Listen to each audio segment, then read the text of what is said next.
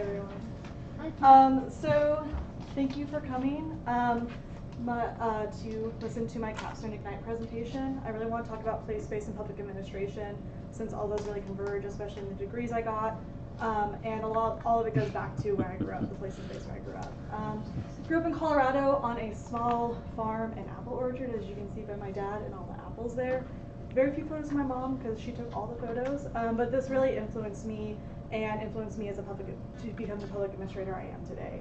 Spent a lot of time outside in really significant landscapes with lots of connections in those places, and that really drove me into this program and wanting to work in landscape management and leadership.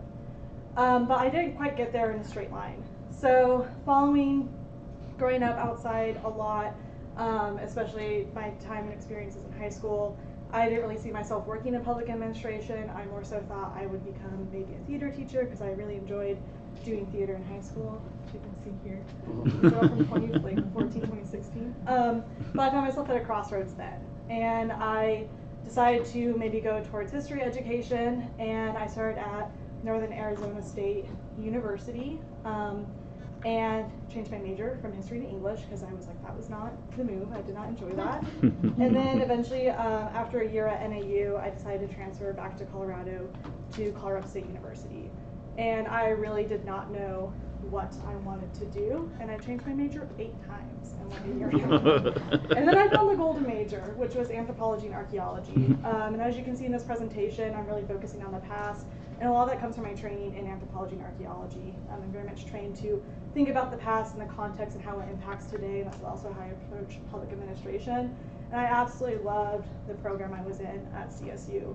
I got to spend a lot of time out in the field, and I really loved engaging with landscapes and the layers in them and the people that are connected to them. But I also saw a lot of gaps in archaeology in that there was not a lot of equity there. And this is where I started to begin learning how to do research. I went to some conferences. I went to a mullet party. I just wanted to It's really important.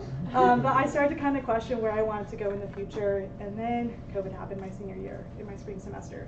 So I put all my plans on hold. Initially, I thought I would go into museum studies and engage with the public through museum education. I never really considered what public administration was up until this point. I ended up moving in with my sister and could not get a job anywhere, so I joined AmeriCorps. And I worked in a nonprofit, and this is kind of my first time in public administration. It was a really challenging role to be in. It wasn't a great fit for me, but I learned so much, especially in terms of leadership and management from the folks I worked with. And this is a really difficult year. I had a really hard time figuring out what my purpose would be. So I was doing a lot of research, and like anyone who's having a hard time figuring out what their purpose is, I decided to apply to grad school and put that off for later. And I found out about College of Charleston and the Dual Master's program. I had never been east of the Mississippi River before, so I decided to come visit, and I thought it was a great program and it had a lot of potential, and I had no idea the way it would impact me today. So I left the place I had known, and I moved to South Carolina. And at this point, I thought I might stay working in nonprofits and in the environmental sector. But then I got a job in a place called the Riley Center. And that really changed so much. So I started as CAP. I did CAP for 2 years. I'm still a GA at the Riley Center. And everything really that I've learned, especially around the competencies from NASPA, go back to my time here at the Riley Center and the people I've worked with here. I learned so much about engaging with people, engaging in the policy process, the research process, how to deal with raccoons falling out of the really, really important applicable skills, and really learned how to reflect and grow as a leader. And all of that really goes back to the Riley Center and the people here. I'm not going to look at more long. And this also bled into my environmental side of my master's program. So I got to work with Edison Natchez-Cuso in developing a story map with them, and that was a really amazing experience in learning how to connect with people based on landscape and mapping those connections out.